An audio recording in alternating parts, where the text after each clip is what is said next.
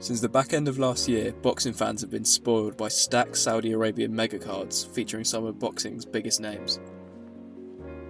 We've had Deontay Wilder and Anthony Joshua fighting on the same night on the Day of Reckoning card back in December. Heavyweight knockout chaos with Zhang vs Parker and Joshua vs Ngannou. The first undisputed heavyweight title fight in 25 years when Usyk faced Fury. And two bitter ex-rivals in Eddie Hearn and Frank Warren putting on the 5 vs 5 card. This is all before it went international, bringing his shows to America with Crawford vs Madrimov, with yet another stacked undercard. Surely it couldn't get any better than this. It can. Not only are we getting Joshua vs Dubois in front of 96,000 fans at Wembley on September 21st, with the best British undercard I've ever seen, but on October the 12th, the long-awaited showdown between pound-for-pound powerhouses Dmitry Bivol and Artur Beterbiev for the undisputed light heavyweight crown will finally arrive. And in terms of the level of fighter on show, it may be the best one yet. Firstly, the Australian Sky Nicholson will put a WBC super featherweight crown on the line versus the Brit Raven Chapman. It will be the first women's title fight to take place on Saudi Arabian soil and what will be a huge step forwards for the sport in this region of the world.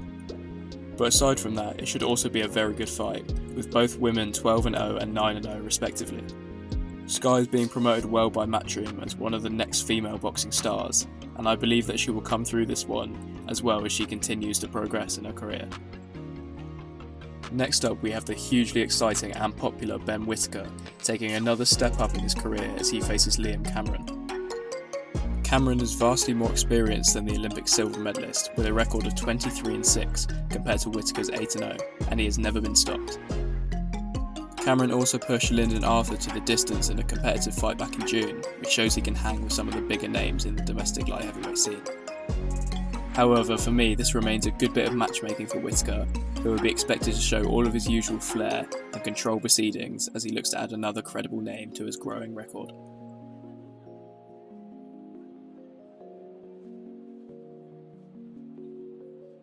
Things start to hot up with some cruiserweight action as the IBF champion Jaya faces the Brit Jack Massie.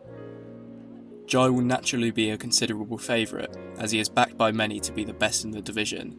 However, I believe this could be a relatively competitive encounter. Jack Massie is coming off the back of a great short notice win against Isaac Chamberlain at Selhurst Park back in July. And he has also previously stepped up to heavyweight to fight Joseph Parker in what was a very competitive fight, so can clearly cope with powerful punches.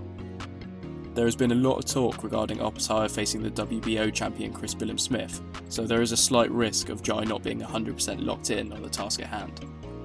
Despite this, I see Jai coming away with a late stoppage or points decision after a good fight in order to set up a massive unification between him and Billam-Smith, providing the Bournemouth man comes through his rumoured bout against Zerdo Ramirez in November. Now for what may be the fight I'm looking forward to the most on the card. Back in April, Fabio Wardley and Fraser Clark engaged in a bloody battle for the British heavyweight crown. It was an instant classic and the two were too close to separate on the cards, resulting in a draw. Fabio was a favourite going into the fight, with a deeper record in the pro ranks, including a win over David Adelaide the previous October. However, I was really impressed by Clark, who used his amateur pedigree to outbox Fabio behind the jab for large portions of the fight, despite being knocked down by Fabio in round 5 and gassing out towards the end of the bout, albeit understandably with what the pair had been through. Many make Fabio the favourite again, but this time I'm leaning towards Clark, who now knows he has 12 rounds in him. I find it more likely that Clark's gas tank will improve now that he's gone the distance once, rather than Fabio improving technically in a short space of time. Having said that, I'm sure it'll be a really close fight again and one that I'm very excited for.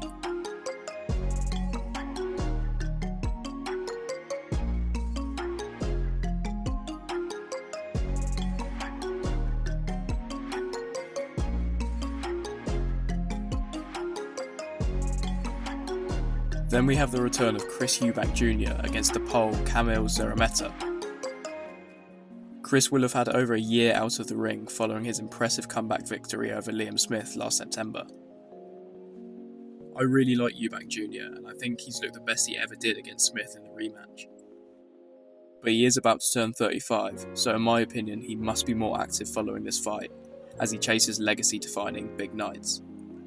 Zeta has two notable names on his record in Gennady Golovkin and Jaime Munguia back in 2020 and 2021, in both of which he lost by stoppage. He also has only 8 KOs in his 25 wins, so you would expect Eubank to win and win well come fight night and move on to a massive fight in 2025. In our co-main event, we have a really interesting matchup when the WBC lightweight champion of the world, 22-0 Shakur Stevenson, takes on the former super featherweight champ, the Welshman Joe Cordino. Cordino has been massively impressive throughout his career, particularly in the absolute war he had against Rakhmov back in April last year. However, the Welshman suffered a really damaging stoppage defeat last time out against Anthony Kakachi back in May on the Fury vs Usyk undercard. Stevenson is obviously as difficult a fight to come back to as any, and I think it's too soon for Cordino, although his speed will make things interesting. I see Stevenson as the best in the division alongside Tank Davis, and now that he is signed with Matchroom, the future looks really promising. So for this one, I'm going for Shakur by a comfortable points decision. Then finally, it'll be time for the big one, Artur Beterbiev vs Dmitry Bivol. It's so difficult to call between the brutish power and relentless nature of Beterbiev or the technical mastery of Bivol. There has been a lot of talk about Beterbiev's injury record coming into this one, as the Canadian resident had to pull out of the fight, which was initially scheduled for the summer. However, I'm sure that the 39-year-old will be more than ready come fight night. For me, the best name on Bivol's record is naturally Saul Canelo Alvarez. Despite how impressive this win was, Canelo is not a natural light heavyweight, so I'm not sure if this is translatable to being successful against Beterbiev. And for me, Beterbiev has slightly more depth to his record, particularly over the last couple of years, as this includes notable wins over Anthony Yarde and Callum Smith back-to-back. For me, Beterbiev's relentless yet still calculated pressure will pay dividends at some point. Therefore, I'm leaning ever so slightly towards a Beterbiev victory. But of course, do not write off Bivol. But what do you guys think? Is this fight just too close to call? And let me know your opinion on all the other fights on this stats card. Thank you all for watching, and I'll see you all again soon.